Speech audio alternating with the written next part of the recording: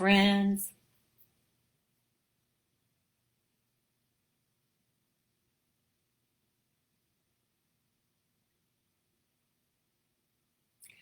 friends, friends, one, two, three. All my friends are here with me. You're my friend, you're my friend, you're my friend, you're my friend.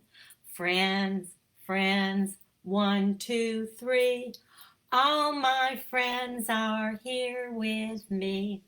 And thank you for joining me today. We've been having lots of thunderstorms, so I hope this is going to work today. And I'd like to get started with a little story that reminds me of all of you.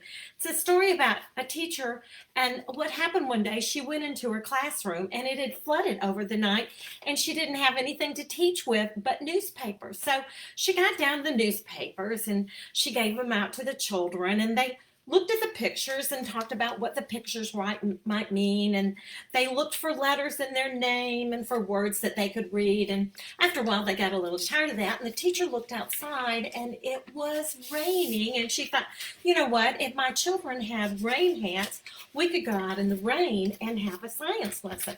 So she showed the children how to take the newspapers, and they folded them into rain hats, and they put them on, and they went outside in the rain, and they talked about the water cycle and what happens when all the water goes away. And while they were out there, they heard this noise. And the teacher thought, what could it be? It's a fire. So she had the children take their rain hats and they turned them into fire helmets, so they could go down and help the firefighters, and they even used them like scoops and threw water on the fire. Now, all that water reminded the teacher of pirates, and so they turned their fire helmets into pirate hats and had a history lesson about pirates. And then the teacher thought, oh, wouldn't it be fun if they had boats, and we could be like real pirates and go sailing in the boat. So she showed them how to turn their pirate hats into boats. And they went floating down the road, and they ran into a rock, and the front of their boat came off. They floated down the road a little bit more, and they ran into a tree, and the back of their boat came off. They floated down the road a little bit more, and they went under a low bridge, and the top of their boat came off. Now, anybody else would have been a nervous wreck, but not those teachers, because they knew the children had life preservers, and they put their life preservers on and swam safely back to school. And I wanted to tell that story because I think that's what all of you all are doing now. You're helping children realize it's going to be okay. We're going to take care of you. We're going to float through this and get through this together. And I think one of the reasons that a lot of parents are having difficulty with discipline at home is that the children are not getting enough exercise. You know, they don't have friends to play with. They're not getting enough exercise. And so what I've done this week, each day on one of my blogs, I've talked about juggling and balancing and jumping, and every day I have a different movement activity that parents can do at home. Nothing requires equipment. Nothing is expensive. I also have some free videos that they can watch where I do these things. But I wanted to share some of these simple things with you today because I know some of y'all are running out of things to do with your children when you do your online classes. And so one thing that I've always found to get children's attention is to put whatever I'm going to talk about in a bag, and I sing this little song. What's in the surprise sack? Who can tell? Maybe it's a book or maybe it's a shell. What's in the surprise sack? Who can say? Let's find out and see today. And so what I have in here today is a paper ball. And so you could ask all the children to get an old sheet of paper and they could wad it up and you can make a ball. Can you throw it up and catch it? How many times can you throw it up and catch it? Let's count. 1, 2, 3, and so on. I have all sorts of fun activities kids can do with a ball, and this is so good for eye-hand coordination, helping them focus, crossing the midline. They can even, some of them probably can toss the ball from one hand to the next. They could play catch with their parents. They could get a trash can and play basketball and throw the paper balls in the trash can. So, excuse me, I've got lots of things you can do with just a paper ball to juggle. They also sell juggling scars, but you know what? If you buy netting, this is great. You just cut it into little squares, and the children can throw it up and catch it. They can do the same thing with a tissue, can't they? Just throw it up and catch it. Or sometimes you can play a game. I'm going to throw this up, and I want you to dance around and be wild and crazy until the scarf hits the ground, and so they're crazy, and then when it hits the ground, they have to stop and freeze. Again, it's so good for self-regulation. And all of these things work together for that whole child. It's not just the academic child we're worried about, it's that whole child. So I've got ideas for juggling.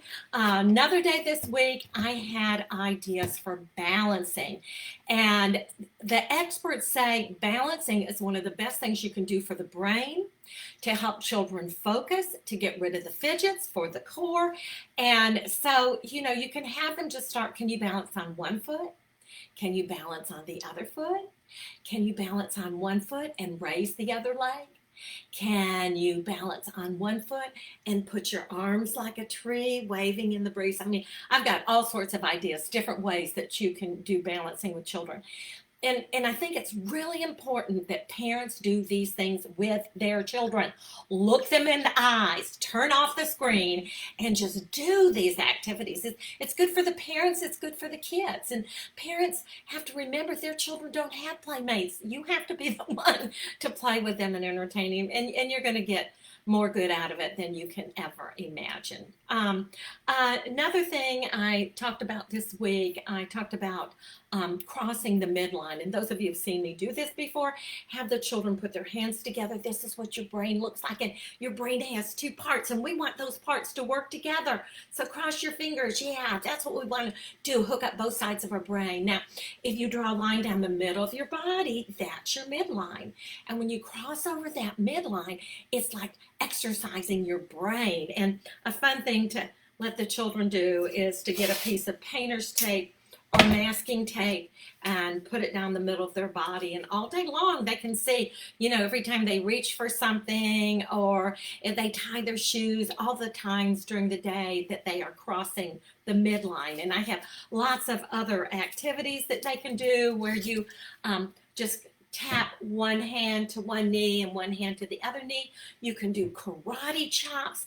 And as you're doing these things, you can count by fives, you can count by ones, you can say your ABCs, you can say nursery rhymes. Tie in some of those academic things that you're working on as you cross the midline. And I wanted to do a fun little dance with you. This is called dancing with your hands, and you can tell the children, you can just dance with your hands. So show me your hands, and we're going to get them exercising here. Get them well ready to go. Tap your legs, clap your hands, cross your hands. Thump one way, thump the other way. All right, catch your thighs, clap your hands, slide the hands one over the other, thump your hands. And then you can do other dances. You can do the swim, you can do the hitchhike, you can do the salsa, you can do the Egyptian. Oh, all sorts of things, fun things you can do with your hands when you dance. So, you know, they're exercising the brain, they're getting rid of wiggles, and they're having fun all at the same time. Now, another thing, and this is coming up on my blog tomorrow, but this would be a perfect thing for kids to make with their parents. It's called a fitness learning trail. And so all you need are pieces of cardboard. And remember last weekend I showed you how to cut the tops and the backs off cereal boxes. You've got great cardboard. Or you can use grocery sacks and Let the children decorate these, and you can think of, I think 10 is a good number to start with. 10 activities that they go through the fitness trail and they do the different activities. And so they might do jumping jacks, and then the next one might be, say, a nursery rhyme, and then the next one might be jump, hop in place. The next one might be, say, your first name, your birthday, your address, and your phone number. So just different little skills that you're working on. So every other one would be a movement and then some sort of reinforcement of a skill. And, you can adapt these for any age level. I mean, second and third graders would enjoy doing a fitness trail just as much as the little guys. You just adapt the activities.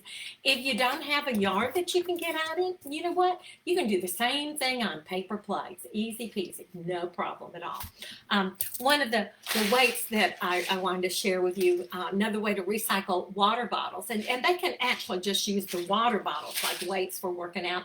But if you put popcorn kernels or beans in some of your old water bottles, you've got some really fun weights, and they make a lot of noise for the children too. Now, today on my blog, I've got all sorts of activities with Pattycake. And, some of these things never go out of style. And it warms my heart sometimes when I'm at an amusement park or something and I see teenagers doing these Pattycake things, because once you learn these, you're never going to forget them. And so with the children, with their parents, do you see what a good interactive thing this is? Eye-hand coordination movement. The little guys, you got to start off just a simple Pattycake like this. And it takes a long time for them just to make those connections. And then the next level would be clap and tap, clap and tap. And then when they get really good at that, you can clap and cross and clap and cross. Now, you can do Pattycake, and I would encourage the parents to do some of those old Pattycake rhymes they learned when they were little, like Miss Mary Mac, Mac, Mac, or one that I did when I was a little girl. I am a pretty little Dutch girl. And so, I've got a lot of these old jump rope rhymes and things on my blog this week as well. And when you Pattycake, you can Pattycake nursery rhymes. So, Humpty Dumpty sat on a wall. Humpty Dumpty had a great fall. You can use Pattycake to count. Let's count by tens. 10, 20, 30, 40. You can use Pattycake to practice letters and sounds. A, B, B. You can use Pattycake to spell words. Happy. H, A, P, P, Y. Happy. You can even use Pattycake for the older kids for math facts that they want to learn. 2 plus 8 equals 10. And so, just kids have got to move. And the more they move, the happier they're going to be, and the happier the parents were going to be. So, some of these things, I think, when you do your online lessons, you model these things for the parents, and hopefully that will spin off on them. Just a few more ideas. Another thing you can do for movement is, like I said, the jump rope rhymes, and you don't need a jump rope. That's a tough thing for little kids to do anyway, but you can just stand in place and jump. You can jump on 2 feet, you can jump on 1 foot, you can go back and forth. So I've got jump rope rhymes. Other things you can do, you can march. Marching is a great thing for the brain. You can march up high, you can march down low, you can march on your tippy toes, you can march and turn around, you can march backwards. I mean, I've got all these different strategies. You take something simple and then just extend it to make it a little bit more fun. Let's see, anything else I wanted to share with you today? Oh, yeah, push-ups against the wall. That's one of my favorite, that the kids put their hands up against the wall and then they practice doing push-ups. So good for that upper body strength. So thank you for joining me today. I know if you write comments for things you want me to help you with, I'll try to integrate it. Last week, somebody asked for help with conflict management. That's not my area of expertise, but Barbara Gruner is like the queen of that, and she's going to do something. I just had a few simple ideas. One of them was the peace talk. So you get a notebook And when there's a conflict, you have the children sit next to each other and you open the notebook and you say, you draw a picture, write what happened on this side, and you draw a picture and write what happened on this side. And when you've worked out your problem, you can come give me the peace book. And it doesn't take them very long to figure out we've got peace.